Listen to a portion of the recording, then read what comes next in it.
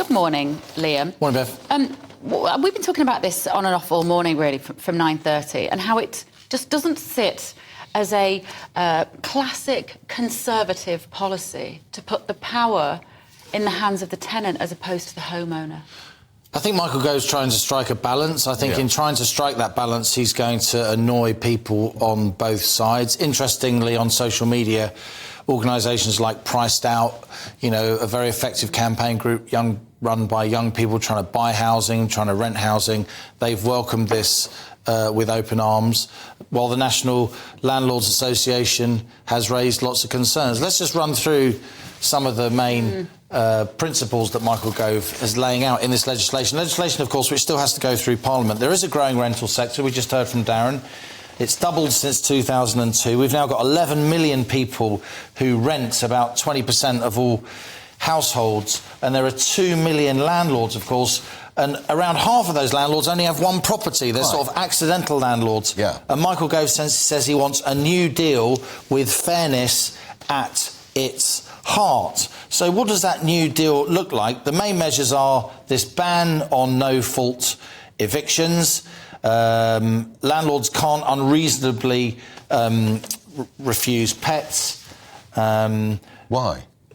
Well, this is what's going to be debated in Parliament. Michael Gove's legislation will include faster digitised court resolutions. We'll see how that works out. Huge backlog in the courts about disputes between tenants and landlords at the moment. And then there'll be a new ombudsman for disputes, though there's no... an ombudsman is somebody who sort of arbitrates between the two sides on behalf of the government, but we don't know what kind of power that ombudsman will have. Look, it strikes me that there are some rogue landlords out there, of course, but also I would say, and I have some experience in this sector myself, the vast majority of landlords have either one or two properties. Only 15% of landlords have more than 3 properties, and most landlords are couples who are using a house they previously owned. They didn't sell it because they'd rather save via bricks and mortar than in pensions, given what's been happening to interest rates and financial markets and the turmoil after 2008. The sort of people the Tory party used to laud.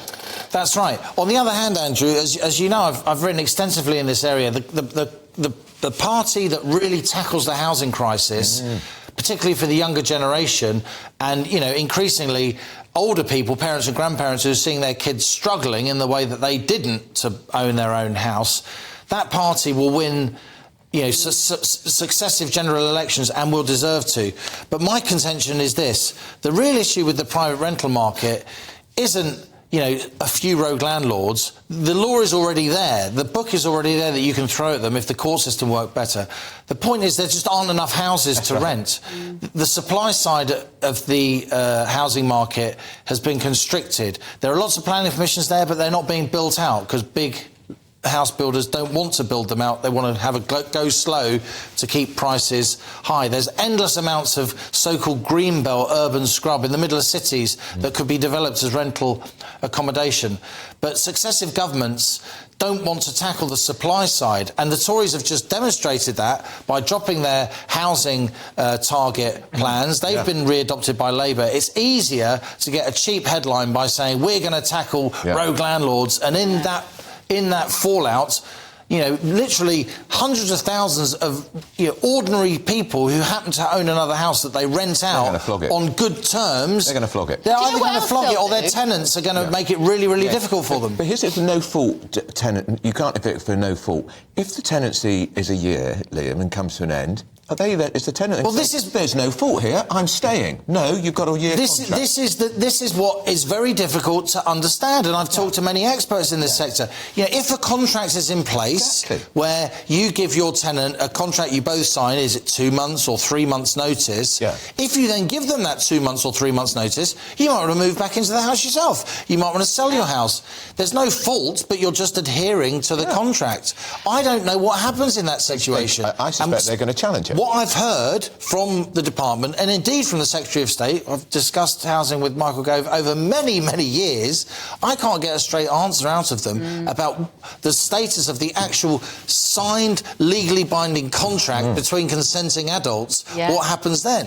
Which is a legal document. Yeah. Well, do you know what else I think is going to happen? Is that those people who've got homes that they rent out might decide, I don't want the hassle of a long-term tenant. Do you know what I'm going to do? I'm going to Airbnb it. I'm going to do serviced accommodation. And that affects communities. And that's why at the same time, the government's now introducing, there's a big challenge between Airbnb and the government in certain localities, coastal regions, holiday hotspots, making it much, much harder to Airbnb. As I say, look, the vast majority of landlords want decent tenants. Jeremy Leaf, completely right. He came here earlier, an estate agent, albeit from quite a leafy part of London. But he knows what he's talking about. Most landlords know they could get more money, particularly in cities, than they currently get. But they'd rather get a bit less money and have solid tenants and have good relations between them. My concern is, a bit like when people split up in life, once you start going legal, once you start throwing the book at each other, then goodwill can go out the window. And that's the danger here with this legislation.